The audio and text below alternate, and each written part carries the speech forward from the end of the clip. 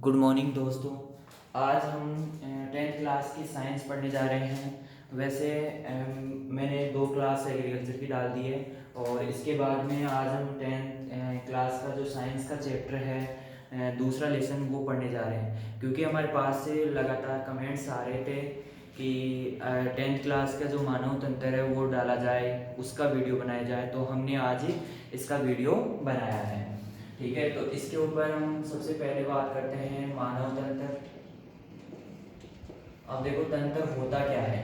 मानव का मतलब मनुष्य, तंत्र का मतलब होता क्या है, तंत्र होता क्या है।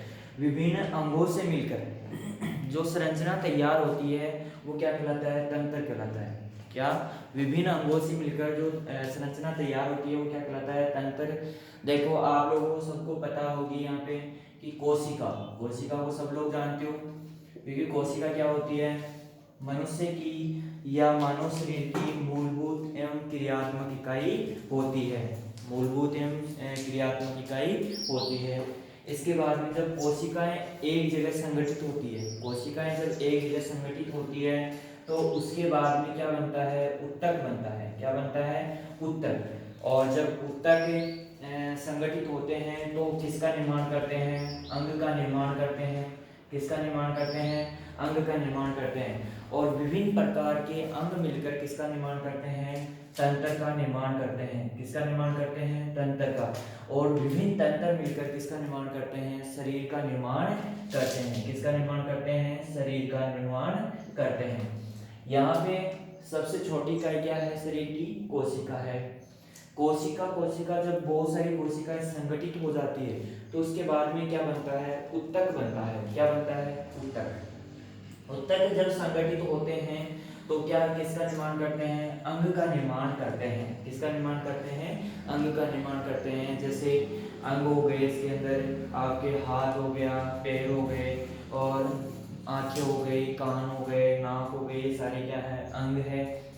जब अंग संगठित होते हैं, अंग क्या होते हैं, संगठित होते हैं, तो किसका निर्माण करते हैं, तंत्र का निर्माण करते हैं। और तंत्र जब संगठित हो जाते हैं तो किसका निर्माण हो जाता है, पूरा शरीर का निर्माण हो जाता है। तो हमारा शरीर इन संरचनाओं से मिलकर बना होता है। तो हमारी मूलभूत और क्रियात्मक इकाई कोशिका हो गई। कोशिका के बाद में क्या संगठित होगी कोशिकाएं, तो उत्तक का निर्माण होगा।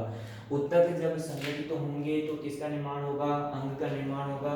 अंग जब संगठित होंगे तो तंत्र का निर्माण होगा। तंत्र जब संगठित होंगे तो किसका निर्माण होगा, शरीर का निर्माण हो जाएगा। तो यहाँ तक हमने बात कर ली है कि किस प्रकार कोशिकाएं मिलकर उत्तक का निर्माण, अंग और तंत्र, फिर शरीर का निर्माण होता है। अब इसके बाद में सबसे पहला जो तंत्र है आपके दे रखा है वो है पाचन तंत्र। पाचन तंत्र क्या है, पाचन तंत्र सबसे पहला है। ठीक है, अब जो पाचन तंत्र है उसकी बात करते हैं तो पाचन तंत्र किसे कहते हैं। सबसे पहले हम पाचन तंत्र की बात करते हैं तो इसके अंदर आता है सबसे पहले मुख आता है। मुख के बाद में ग्रास ग्रसनी आती है। ग्रसनी के बाद में ग्रास नाल आती है। ग्रास नाल के बाद में आमाशय आता है। आमाशय के बाद में छोटी आंत्र आती है। फिर बड़ी आंत्र स्टार्ट हो जाती है। फिर बड़ी आंत्र के बाद में क्या आता है, मलाशय आता है। मलाशय के बाद में गुदा के द्वारा बाहर की तरफ खुल जाती है। अब देखो जो पाचन तंत्र होता है उसका, उसके मुख्य कार्य होते हैं, 3 मुख्य कार्य होता है। एक तो भोजन को सरलीकृत करना। सरलीकृत मतलब ऐसे नहीं, सरल करना कहने का मतलब जो जटिल अणु होते हैं उनको तोड़कर छोटे अणुओं में और सरल अणुओं में परिवर्तित करना। और फिर उसका अवशोषण करना। क्या करना, अवशोषण करना। और अवशोषण करने के बाद में इसके अलावा एक मुख्य कार्य होता है कि भोजन को मुख से लेकर गुदा के द्वारा बाहर निष्कासित करने की जो सारी क्रिया होती है वो किसके द्वारा होती है, पाचन तंत्र के द्वारा होती है। ठीक है, तो हम पाचन तंत्र की बारे में बात करते हैं। अब पाचन तंत्र सबसे पहले स्टार्ट होता है कहाँ से, मुख से स्टार्ट होता है। कहाँ से स्टार्ट होता है, मुख से। हम इससे पहले पाचन तंत्र की एक छोटी सी एक सिंपल सी संरचना देख लेते हैं। इसके अंदर देखो यहाँ पर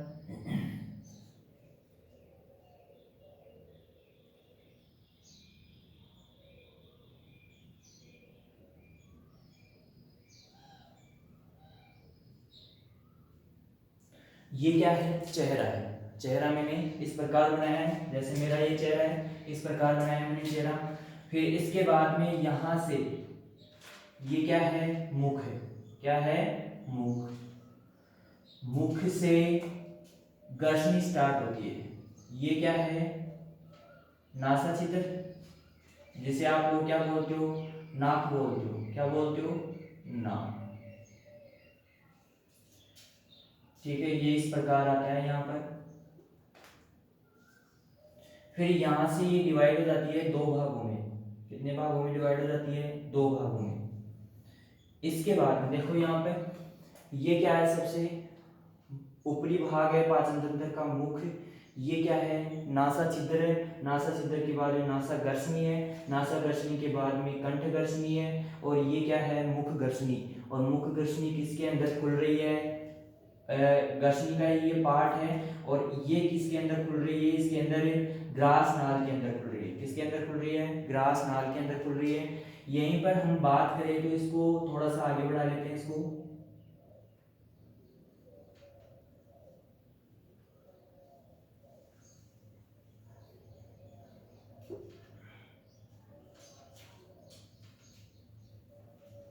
लगभग ये इस प्रकार की होती है संरचना। ठीक है, अब ये यहाँ पे आ गई। यहाँ पे आने के बाद में यहाँ पे क्या पाया जाता है, घाटी ढक्कन एपिग्लोटिस पाया जाता है। क्या पाया जाता है, एपिग्लोटिस घाटी ढक्कन पाया जाता है। इसके बाद में ये ग्रास नाल आगे बढ़ जाती है।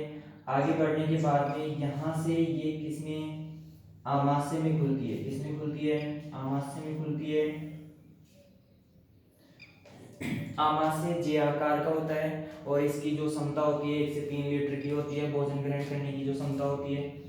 इसके बाद में इसके ऊपर क्या पाया जाता है, क्या पाया जाता है, यकृत पाया जाता है। क्या पाया जाता है, यकृत पाया जाता है। ठीक है, यकृत के नीचे क्या पाया जाता है, पित्ताशय पाया जाता है। यहाँ पे पाया जाता है अग्नाशय ग्रंथि पाई जाती है। कौन सी ग्रंथि पाई जाती है, अग्नाशय ग्रंथि। और ये सारी ग्रंथियां कहाँ पे खुलती है, ग्रहणी में खुलती है। किसमें, जो छोटी आंत्र का सबसे छोटा भाग होता है ग्रहणी, इसके अंदर खुलती है। फिर ये आमाशय आगे ग्रहणी छोटी आंत्र में खुलता है। छोटी आंत्र आगे बड़ी आंत्र में खुलती है और बड़ी आंत्र लास्ट में गुदा द्वार के द्वारा बाहर की तरफ खुल जाती है।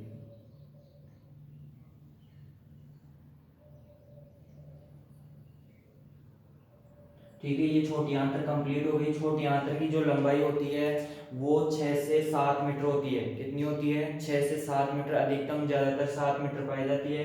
और जो पूरी आहार नाल होती है अपनी, जो पूरी मुख से लेकर गुदा तक जो आहार नाल होती है उसकी लंबाई होती है 8 से 10 मीटर। कितनी होती है, 8 से 10 मीटर। इस भाग पर यहाँ पे क्या पाई जाती है कि नली रूप संरचना पाई जाती है, जिसे क्या बोलते हो आप लोग, अपेंडेक्स बोलते हो। अपेंडेक्स होती सबके हैं, लेकिन जिस व्यक्ति के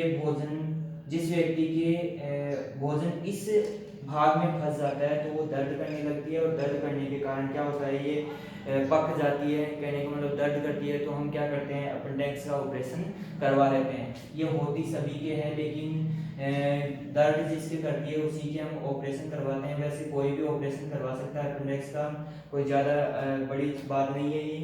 ठीक है, इसके बाद में ये भाग किसमें खुलती है, बड़ी आंत्र में। बड़ी आंत्र इस प्रकार यू, उल्टा यू आकार की संरचना होती है। ऐसे लग रहा है यू ऐसे बनता है, लेकिन ये कैसे होती है, ऐसे होती है, उल्टे यू आकार की होती है। ठीक है, अब आगे हम बात करते हैं, ये गुदा है। ठीक है, अब नामांकित कर देते हैं। ये क्या आ गया, सबसे बाहरी भाग, मुख, यानी कि सबसे शुरुआती भाग है आहार नाल की, जो है हमारे जो पाचन तंत्र स्टार्ट होता है वो मुख क्या है, एक प्रकार का अंग हो गया ये। ठीक है, और हमने बात की थी पहले ही कि अंग मिलकर क्या किसका निर्माण करते हैं, तंत्र का निर्माण करते हैं। मुख हो गया, मुख के बाद में मुख गर्शनी आ गई। क्या आ गई, मुख गर्शनी। मुख गर्शनी के बाद में कंठ गर्शनी आ गई। कौन सी कंठ गर्शनी, कंठ गर्शनी, कंठ गर्शनी आ गई। कंठ गर्शनी के बाद में हम बात करते हैं तो यहाँ पे क्या आ गया, ग्रास नाल। क्या आ गया, ग्रास नाल। क्या आ गया, ग्रास नाल आ गया। ग्रास नाल के ऊपर ये क्या पाया जाता है, घाटी ढक्कन। क्या पाया जाता है, घाटी ढक्कन। अब हम यहाँ पे एक चीज और छोटी सी नोट कर लेते हैं, यहाँ पे यहीं पे पाया जाता है जो श्वास नाल है, इसके जस्ट सामने पाया जाता है लेरिंग्स पाया जाता है। क्या पाया जाता है, लेरिंग्स, सॉरी लेरिंग्स। क्या पाया जाता है, लेरिंग्स पाया जाता है। लेरिंग्स मतलब स्वर यंत्र पाया जाता है। जब हम श्वास लेते हैं, जब भी हम बात करते हैं, तो आपने देखा होगा आवाज के जैसे हम आवाज निकालते हैं तो सामने हवा आती है, क्योंकि जब इसके अंदर से हवा गुजरेगी तभी हमारी आवाज बाहर निकल पाती है। तो ये क्या पाया जाता है, लेरिंग्स से पाया जाता है। जो आपका घाटी ढक्कन है, घाटी ढक्कन क्या करता है, यहाँ पे घाटी ढक्कन का प्रमुख कार्य होता है जब हम श्वास लेते हैं तो ये ग्रास नाल को ढक लेता है। क्या करता है, ग्रास नाल को ढक लेता है, यानी कि बंद कर देता है इसका मुख, जिससे श्वास पूरा श्वास नाल में चला जाता है। देखो श्वास नाल कहाँ पे पाई जाती है, जो हमारी ये कंठग्रसनी आ गई, कंठग्रसनी के बाद में आगे की तरफ जब दो भाग होते हैं इसके, तो कंठग्रसनी आ गई, कंठग्रसनी के दो भाग होते हैं, तो यहाँ पे आगे की तरफ जो पाई जाती है वो तो श्वास नाल पाई जाती है, और जो पीछे की तरफ पाई जाती है वो क्या पाई जाती है, ग्रास नाल पाई जाती है। ठीक है, आपने देखा होगा यहाँ पे इस प्रकार के सी आकार के छल्ले पाए जाते हैं, जो क्या करते हैं, इसकी सुरक्षा करते हैं, इसको पिचकने से बचाते हैं। ठीक है, इसके बाद में जब भी हम भोजन निगलते हैं, क्या आप भोजन और श्वास एक साथ ले सकते हो, आप नहीं ले सकते। क्यों नहीं ले सकते, क्योंकि ये क्या होता है, जो घाटी ढक्कन है, जब हम भोजन निगलते हैं तो श्वास नाल के ऊपर ये पल्ला, इसके ऊपर पल्ला भी बोलते हैं इसको, एक प्रकार का पल्ला होता है, ये क्या करता है, मांसपेशियों को बना होता है, ये क्या करता है, इसके ऊपर लग जाता है और ये भोजन सीधा ही ग्रास नाल में प्रवेश कर जाता है। इसके बाद में हम बात करते हैं इसके अंदर, घाटी ढक्कन हो गया, ग्रास नाल। ग्रास नाल की लंबाई लगभग 25 सेंटीमीटर होती है, एक लंबी नली होती है, बस इसका और कोई कार्य नहीं होता है। ये क्या करता है, भोजन को ग्रसनी से लेकर आमाशय तक पहुंचाने का कार्य करता है। ठीक है, इसके बाद में आ जाता है आमाशय। क्या आ जाता है, आमाशय आ जाता है, आमाशय आ जाता है। अब देखो आमाशय के तीन भाग होते हैं, कितने भाग होते हैं, तीन भाग होते हैं। आमाशय को देखा जाए तो सबसे पहले भाग आता है जठरागम भाग।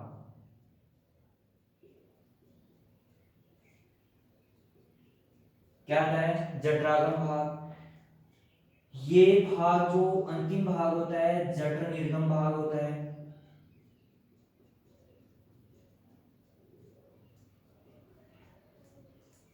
जठरागम, जठर निर्गम। और जो ये बीच वाला भाग होता है ये होता है फंडस, सॉरी फंडिस। क्या होता है, फंडिस, फंडस या फंडिस कुछ भी बोल सकते हो इसको। ये जो बीच वाला भाग है ये क्या कहलाता है, फंडस या फंडिस कहलाता है। इसके बाद में आगे स्टार्ट होता है आमाशय। इसके बाद में यहाँ पे रह जाता है, ये क्या है, यकृत। क्या है, ये क्या है, पित्ताशय। क्या है, पित्ताशय। इसके बाद में ये क्या आ जाता है, अग्नाशय, अग्नाशय ग्रंथियां।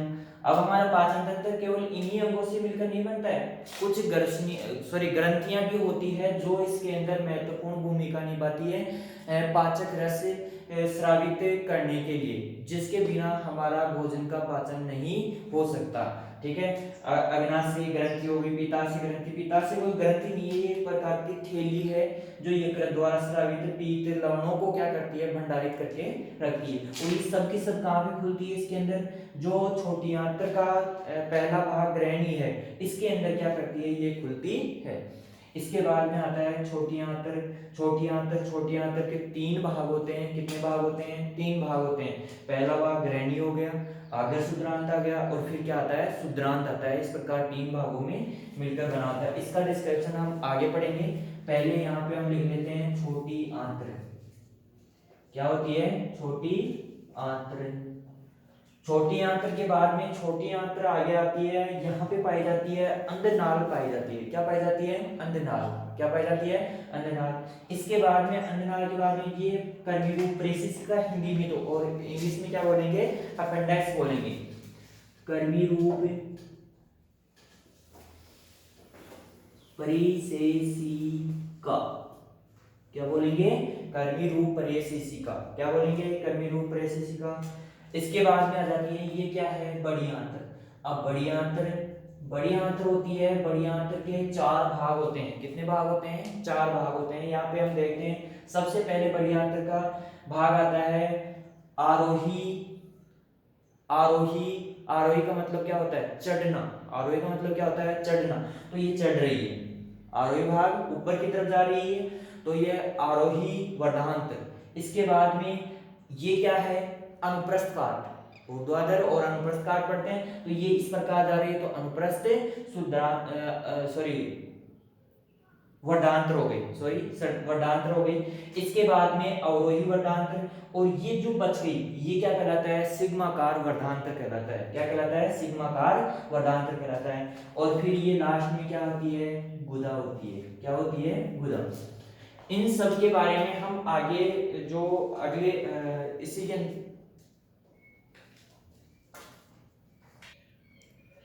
हाँ, इस प्रकार ये गुदा के द्वारा बाहर मल को त्याग दिया जाता है। ये अंतिम भाग होता है। ठीक है, तो हमारी पूरी आहार नाल इस प्रकार हमने पढ़ा है। आहार नाल में प्रमुख अंग होते हैं जो मिलकर किसका निर्माण करते हैं? पाचन तंत्र का निर्माण करते हैं। तो देखो, सबसे पहले आता है मुख। मुख के बाद में मुख गर्षणी।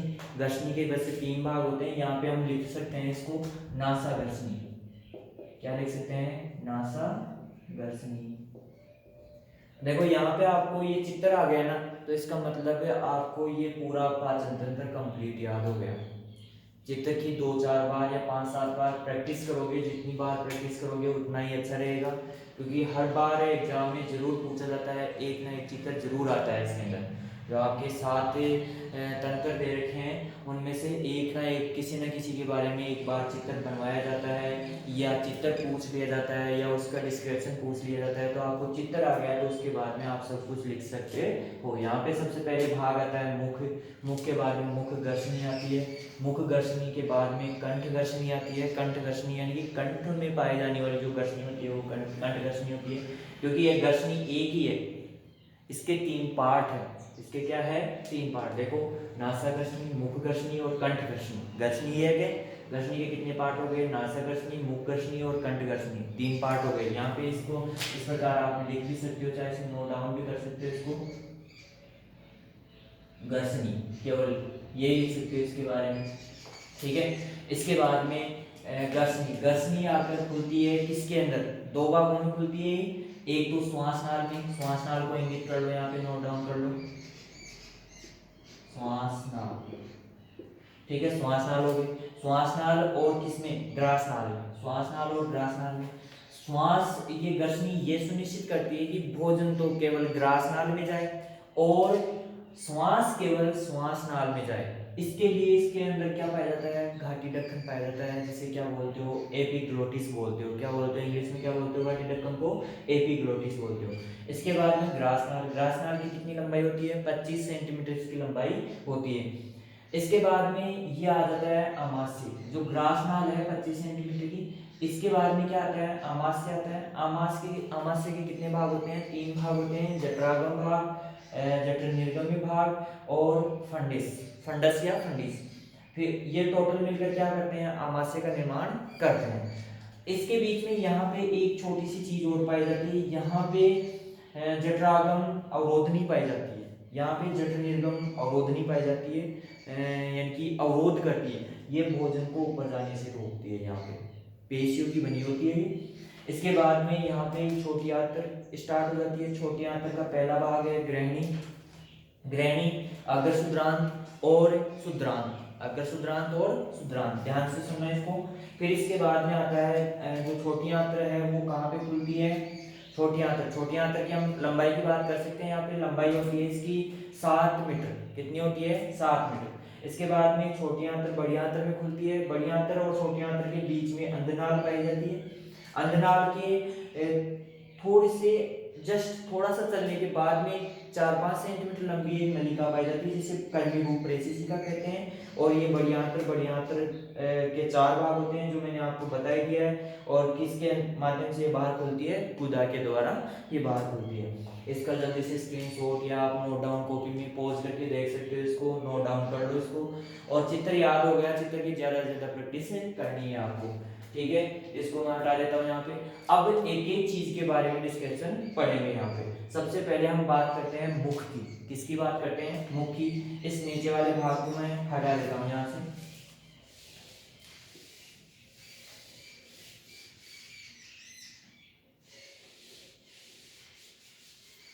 सबसे पहले बात करते हैं मुख की।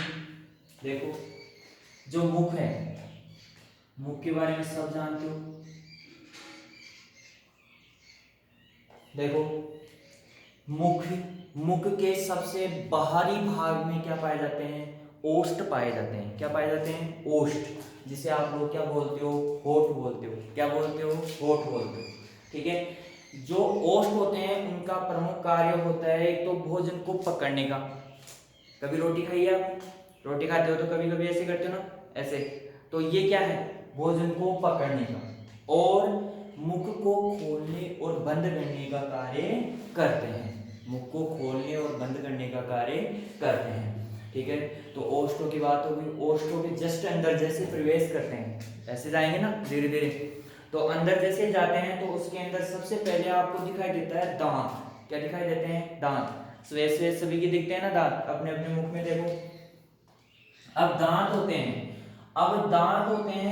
दांत होते हैं हमारे जो मनुष्य होता है उसके अंदर 4 प्रकार के दांत पाए जाते हैं। कितने प्रकार के दांत पाए जाते हैं? 4 प्रकार के दांत। हम दांतों की बात कर लेते हैं। दांत कितने प्रकार के? 4 प्रकार के। 4 प्रकार के दांत पाए जाते हैं। देखो, सबसे पहला दांत पाया जाता है कृंतक।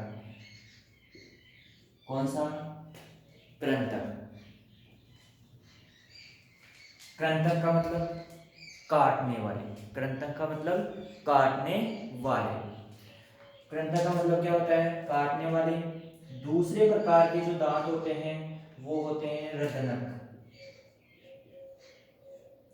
तीसरे प्रकार के जो दांत आते हैं वो होते हैं अग्रचवर्णक। अग्रचवर्णक। और चौथे प्रकार के जो दांत होते हैं चवर्णक होते हैं। कौन से होते हैं? चवर्णक।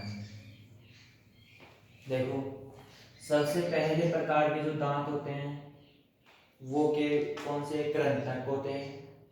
दूसरे प्रकार के रदनक होते हैं। तीसरे प्रकार के अग्रचवर्णक। और चौथे प्रकार के जो दांत होते हैं चवर्णक होते हैं। देखो, कृंतक कृंतक होते हैं वो दांत होते हैं जो काटने का कार्य करते हैं। सबसे पहले दांत मुख को जैसे खोलते हैं वही दांत कृंतक दांत ही दिखाई देते हैं। कौन से दांत दिखाई देते हैं? कृंतक दांत दिखाई देते हैं। इसके बाद में आते हैं रत्नक। रत्नक जो दांत होते हैं इनका प्रमुख कार्य होता है यहाँ पे इसके अंदर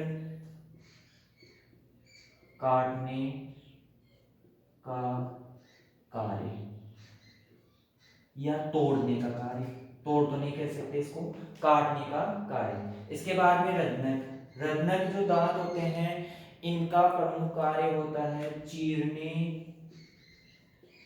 फाड़ने का। चीरने फाड़ने का कार्य होता है। इसके बाद में जो अग्रचवर्णक होते हैं इनका कार्य होता है चबाना। यानी चबाने का जो कार्य होता है वो इनके द्वारा किया जाता है। फिर आते हैं चवर्णक। चवर्णक इनका भी क्या कार्य होता है? चबाना। यानी चबाने का जो कार्य किया जाता है अग्रचवर्णक और चवर्णक के द्वारा किया जाता है। देखो, कृंतक जो दांत होते हैं उनकी संख्या होती है। देखो, हमारे मुख में जो दांत पाए जाते हैं वो 2 जबड़ों में पाए जाते हैं। एक नीचे का जबड़ा, एक ऊपर का जबड़ा, ठीक है। एक नीचे का जबड़ा, एक ऊपर का जबड़ा। तो हम जबड़े की बात करते हैं तो 4 दांत नीचे के जबड़े में, 4 दांत किसमें? ऊपर के जबड़े में। 4 ऊपर के जबड़े में और 4 नीचे के जबड़े में। इसी प्रकार रत्नक जो दांत होते हैं कील दांत भी बोलते हैं इनको, कील दांत। जैसे आपने देखा होगा शेर, शेर जैसे मुंह खोलता है तो उसके दो दांत ऐसे तीखे तीखे लंबे लंबे दिखाई देते हैं। तो इनका प्रमुख कार्य होता है चीरने फाड़ने का। ये मांसाहारी जंतुओं में ज्यादा विकसित होते हैं। मांसाहारी जो जंतु होते हैं जैसे बिल्ली हो गया, कुत्ता हो गया, कुत्ता भी जब मुंह खोलता है तो उसके दो दांत ऐसे दिखाई देते हैं अलग से, शेर है। तो इस प्रकार के जो मांसाहारी जंतु होते हैं उनके अंदर ये अधिक विकसित होते हैं, जिनका कार्य होता है चीरने फाड़ने का। हमारे अंदर ज्यादा चीरने फाड़ने का कार्य नहीं है। जैसे मुंह खोलते हैं तो हमें दो दांत ऐसे अलग से दिखाई देते हैं, लंबे लंबे, नीचे से भी दो दांत अलग से लंबे लंबे से दिखाई देते हैं। तो चीरने फाड़ने का तो दो दांत ऊपर के जबड़े में, दो दांत नीचे के जबड़े में पाए जाते हैं। ठीक है, अब देखो आगे बात करते हैं, अगर चवर्णक की बात करते हैं। अगर चवर्णक होते हैं ये चार दांत नीचे के जबड़े में, चार दांत ऊपर के जबड़े में, यानी कि इनकी भी संख्या कितनी हो गई, 8। इनकी संख्या 8, इनकी संख्या कितनी, 4। ठीक है, अब देखो आगे चवर्णक। चवर्णक होते हैं, चबाने वाले जो होते हैं वो होते हैं 6 और 6, 6 और 6। यानी कि हम कह सकते हैं टोटल दांतों की संख्या काउंट करें तो देखो 4 4 8, 8 4 12, 12 और 8 20, 20 और 12, 20 और 12 कितने होते हैं, 32। तो मनुष्य में कुल दांतों की संख्या, मनुष्य में कुल दांतों की संख्या, कुल दांतों की संख्या, कुल दांतों की संख्या कितनी होती है, 32, 32। कितनी होती है, 32। कुल दांतों की संख्या कितनी होती है, 32 होती है। यहाँ पे हमने बात कर ली है कि ये दांत इतने पाए जाते हैं, ये दांत इतने पाए जाते हैं, ये दांत इतने पाए जाते हैं, इनके कार्य हमने पढ़ लिए। यहाँ पे लिख सकते हो आप कार्य, दांतों की संख्या। 2 पॉइंट हो गए यहाँ पे कंप्लीट। इसके बाद में हम देखते हैं ये जो दांत आते हैं वो 6 माह की उम्र में आते हैं। 6 माह की उम्र में, किसमें आते हैं, 6 माह की उम्र में, 6 माह की उम्र में आते हैं। इसके बाद में जो रत्नक होते हैं ये दांत आते हैं। रत्नक जो चीरने फाड़ने वाले होते हैं वो कितने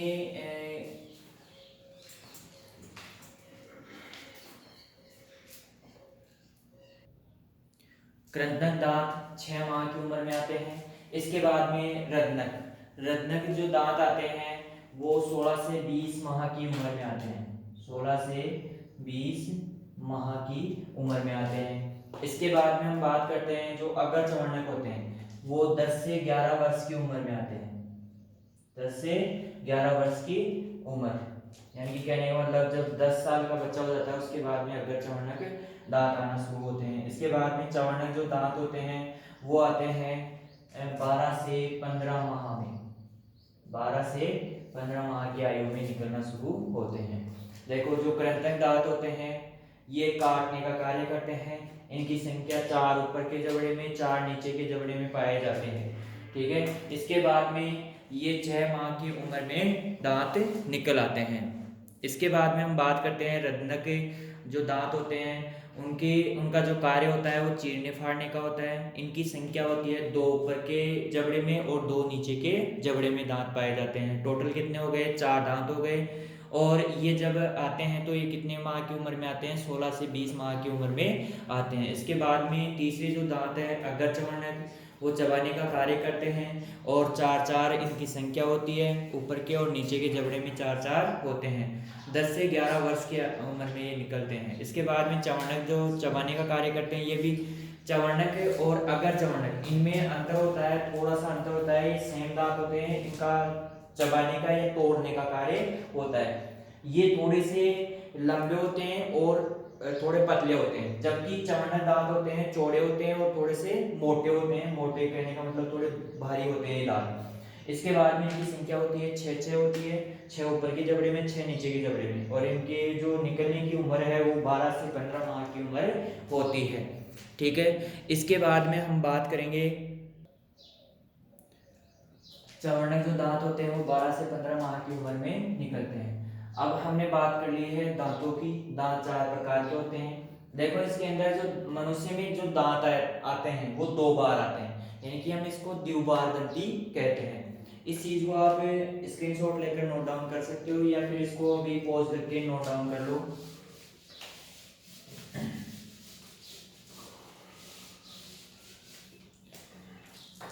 अब जो मनुष्य में जो दांत आते हैं वो द्विबार दंती होते हैं। एक बार आप लोगों ने सुना होगा दूध के दांत टूटते हैं, और एक बार आते हैं स्थायी दांत।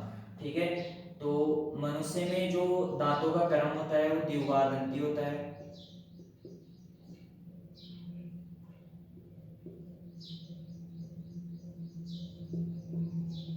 द्विबार दंती होता है। ठीक है, इसके बाद में आपको पता है मुख में 2 जबड़े पाए जाते हैं। ठीक है, अब 2 जबड़े पाए जाते हैं। 2 जबड़ों के अंदर मसूड़े जिसे आप लोग बोलते हो, इंग्लिश में बोला जाता है गम। क्या बोला जाता है? गम बोला जाता है। ठीक है, तो मसूड़ों के अंदर जो खांच पाई जाती है, मसूड़ों के जो दांत लगने की जो खांच पाई जाती है, उसे क्या बोलते हैं? गर्द दंती बोलते हैं। क्या बोलते हैं? गर्द दंती। क्या बोलते हैं? गर्द दंती बोलते हैं। यानी कि जहां पे दांत और मसूड़े आपस में एक दूसरे से जुड़े होते हैं, इस खांच को बोलते हैं गर्द दंती बोलते हैं। क्या बोलते हैं? गर्द दंती। द्विबार दंती, इसके अंदर एक तो हो गए दूध के दांत। दूध के दांत इन्हें कहते हैं अस्थायी दांत। कौन से दांत हो गए? अस्थायी दांत। और दूसरे होते हैं स्थायी दांत। यदि किसी मनुष्य के ये वाले दांत टूट जाते हैं किसी एक्सीडेंट में, या किसी गिरने से किसी बच्चे के टूट जाते हैं, तो ये दांत वापस आ सकते हैं। लेकिन यदि ये दांत टूट गए, इसके बाद में कोई दांत नहीं आते हैं। जीवन में कितनी बार आते हैं दांत? 2 बार। कितनी बार आते हैं? 2 बार। पहले दांत दूध के दांत जिन्हें हम आम भाषा में बोलते हैं, इन्हें अस्थायी दांत बोलते हैं। अस्थायी क्यों बोलते हैं? क्योंकि कुछ समय के बाद में गिर जाते हैं और फिर निकलते हैं कौन से दांत? स्थायी दांत निकलते हैं। ठीक है, अब हम आगे बात करते हैं। इसके बाद में मुख। मुख होता है। मुख के अंदर आगे की तरफ जब हम जाते हैं तो देखते हैं दांतों के बीच में एक मांसपेशियों की संरचना से बनी लचीली सी जिह्वा पाई जाती है। क्या पाई जाती है? लचीली सी जिह्वा। सबके है जिह्वा, देखी होगी जिह्वा को। जिह्वा होती है, ये मुख में जो जबड़ा होता है उसमें पीछे की तरफ, नीचे वाले जबड़े के पीछे की तरफ, यानी कि गर्दनी के ओर यह जुड़ी होती है। जिह्वा, जिह्वा फ्रेनुलम किससे जुड़ी होती है? जिह्वा फ्रेनुलम से जुड़ी होती है। जुड़ी होती है। ये इसका कार्य होता है, मुख में जो भोजन होता है, मुख में जो भोजन होता है उसको बोलस के रूप में एक लसलसा चिकना पदार्थ बनाने का कार्य करती है। यानी कि कहने का मतलब, जो आपने देखा होगा कि सीमेंट बजरी रोड़ी जो छत डालने आते हैं आपके घर पे, देखा होगा, तो वो क्या करते हैं? मिक्स करने का कार्य करते हैं। सीमेंट बजरी रोड़ी, इसको पानी को मिक्स करने का कार्य करते हैं। उसी प्रकार जिह्वा क्या करती है? इसको मिक्स करने का कार्य करती है। जो लार होती है और आपका भोजन होता है उसको क्या करने का कार्य करती है? मिक्स करने का कार्य करती है। और ये बोलने में भी सहायता प्रदान करती है। क्या कोई बिना जीभ को हिलाए बोल सकता है क्या? नहीं बोल सकता। क्यों नहीं बोल सकता? क्योंकि ये बोलने में भी सहायता करती है। ठीक है, इसके बाद में हम बात करते हैं आगे जो आती है आपकी ग्रास नाल आती है, सॉरी गर्सनी आती है। इससे पहले क्या आती है? गर्सनी। गर्सनी के 3 भाग होते हैं। गर्सनी के कितने भाग होते हैं? 3 भाग। अब गर्सनी के कौन कौन से भाग होते हैं? 3 भाग।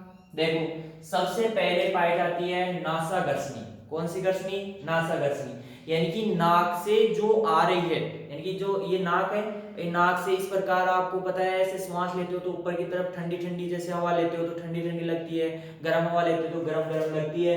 तो ये क्या है? नासा गर्सनी है। ये पूरी जो नली है ये क्या है? नासा गर्सनी है। इसके बाद में आती है मुख गर्सनी। ये मुख के अंदर जो आगे का भाग है, आगे का जो कटोरीनुमा भाग है इससे पीछे की तरफ एक नली स्टार्ट हो जाती है, ये नली होती है मुख घर्षणी होती है। क्या होती है? मुख घर्षणी। और मुख घर्षणी के बाद में आती है कंठ घर्षणी। क्या आती है? कंठ घर्षणी। ये सबसे नीचे की तरफ होती है, दोनों घर्षणियां इसके साथ जुड़ी होती है। तो ये कौन सी घर्षणी हो गई? कंठ घर्षणी। और ये घर्षणी के क्या हो गए? पार्ट हो गए। घर्षणी आगे जाकर किसमें खुलती है? ग्रास नाल में। ग्रास नाल में अभी हमने बात की थी, ये घर्षणी जो है ग्रास नाल और श्वास नाल दोनों के ऊपर खुलती है। कहाँ पे खुलती है? ग्रास नाल और श्वास नाल दोनों के ऊपर की तरफ खुलती है। घर्षणी का प्रमुख कार्य एक ही होता है। देखो, घर्षणी का प्रमुख कार्य एक ही होता है। यहाँ पे भोजन को ग्रास नाल में भेजने के लिए सुनिश्चित करती है और श्वास को केवल श्वास नाल में भेजने के लिए सुनिश्चित करती है। यदि हम कभी कभार भोजन खाते रहते हैं, उस समय अचानक से बोल जाते हैं या श्वास ले लेते हैं, तो इस स्थिति में आपकी खांसी आती है। खांसी तब तक नहीं रुकती जब तक कि भोजन का जो टुकड़ा है या कण है वो श्वास नाल से बाहर नहीं निकल जाता, तब तक आपकी खांसी नहीं रुकती है। इस वजह से खांसी आती है। इसलिए कहा जाता है कि भोजन को धीरे धीरे चबा चबा कर खाना चाहिए, धीरे धीरे क्यों, और बातें नहीं करनी चाहिए। वो खांसी भोजन श्वास नाल में ना चला जाए, इसीलिए बोला जाता है कि भोजन को धीरे धीरे और चबा चबा कर खाना चाहिए। इसके बाद में आती है ग्रास नाल, जो हमने अभी चर्चा की थी। इसके बाद में ग्रास नाल होती है वो 25 सेंटीमीटर लंबी होती है। कितनी होती है? ग्रास नाल 25 सेंटीमीटर लंबी होती है। अब देखो, जो ग्रास नाल होती है उसका प्रमुख कार्य होता है भोजन को घर्षणी से लेकर आमाशय तक पहुंचाने का कार्य होता है। बस यही कार्य होता है इस ग्रास नाल का, और ये 25 सेंटीमीटर लंबी होती है। अब अगली क्लास में हम बात करेंगे जो भी आगे बच गया टॉपिक। अभी हमने बात की थी, आपको पता है कि क्या क्या आएगा। जो ग्रास नाल है, ग्रास नाल के बाद में आमाशय आएगा, आमाशय के बाद में छोटी आंत्र, बड़ी आंत्र, फिर इसके बाद में जो भी ग्रंथियां हैं उनके बारे में हम चर्चा करेंगे। ठीक है, तो धन्यवाद। आगे क्लास में हम बात करेंगे। ठीक है।